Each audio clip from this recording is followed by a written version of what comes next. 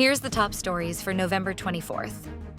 DILG Secretary Romualdez says the International Criminal Police Organization has issued a blue notice against Representative Zaldy Co.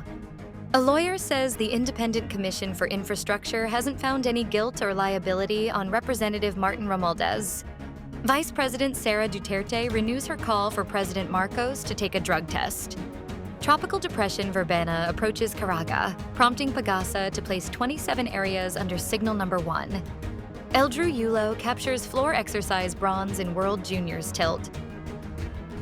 The International Criminal Police Organization has issued a blue notice against former Ako Bicol party list representative Zaldy Co, who is now wanted for graft and malversation charges in relation to the alleged anomalous flood control project in Oriental Mindoro. This was revealed by Department of the Interior and Local Government Secretary Juanito Victor Johnvic Remulla, as he vowed to account all the respondents on the first case of criminal charges in relation to allegations of massive corruption relating to flood control. In a press briefing, Remulla said that the blue notice is out. Now that we have the arrest warrant, the red notice can be out, and we will further determine where he really is. A blue notice, which seeks to secure vital information about a person's identity, location, or activities in relation to a criminal investigation, will help in the arrest of Co, who Remulla noted may be traveling with a non-Philippine passport. The camp of Lady 1st District Representative Martin Romualdez believes in the impartiality of the Independent Commission for Infrastructure, even as it pursues cases against the former House Speaker. This after Romualdez's legal counsel, lawyer Ade Fajardo, highlighted that the commission made no conclusion of guilt or liability on his client in its referral to the Office of the Ombudsman. We acknowledge the referral submitted by the ICI to the Office of the Ombudsman on November 21st and welcome the Commission's completion of its fact-gathering mandate. We respect the ICI's commitment to transmit all gathered evidence to the Office of the Ombudsman for further evaluation, Fajardo said in a statement Monday, November 24th. The lawyer noted that the referral incorporates all pieces of evidence presented by former Speaker Romualdez. These include his sworn affidavit, complete transcripts, and the full audio-video recording of his voluntary appearance before the Commission last October 14th. Importantly, the ICI explicitly states that the referral is issued without any finding or conclusion of guilt or liability on the part of former Speaker Romualdez, Fajardo said. This clear statement reinforces our confidence in the Commission's impartiality and reinforces the constitutional role of the Ombudsman as the sole authority empowered to make determination on accountability, he noted.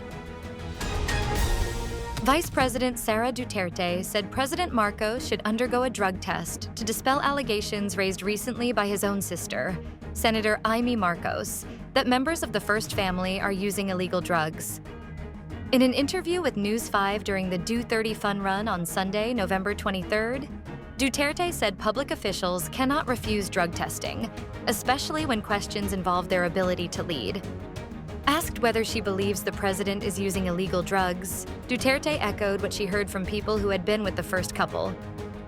Pressed on whether she was prepared to replace Marcos if the president were ousted, Duterte declined to comment, saying doing so would only inflame the issue.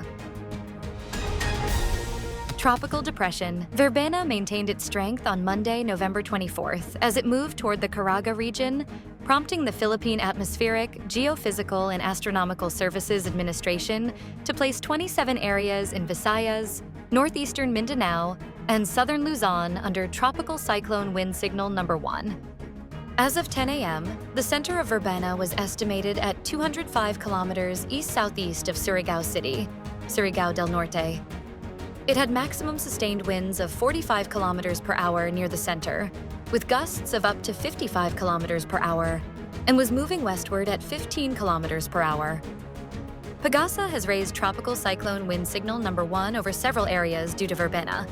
The areas under the wind signal are as follows: Occidental Mindoro, Oriental Mindoro, Romblon, Northern Palawan, Mainland Masbate, Antique, Aklan, Capiz, Iloilo, Guimaras, Negros Occidental, Negros Oriental, Siquijor, Cebu, Bohol, Samar, Eastern Samar, Biliran, Leyte, Southern Leyte, Dinagat Islands, Surigao del Norte, Northern Surigao del Sur, Agusan del Norte, Northern Agusan del Sur, Camiguin, and Eastern Misamis Oriental.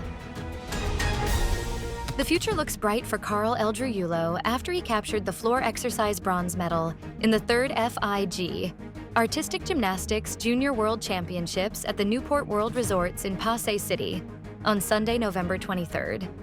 The 17-year-old wunderkind impressed the judges with his grace and execution, scoring 13.733 to finish behind eventual gold medalist Yang Lanbin of China and silver winner Simone Speranza of Italy.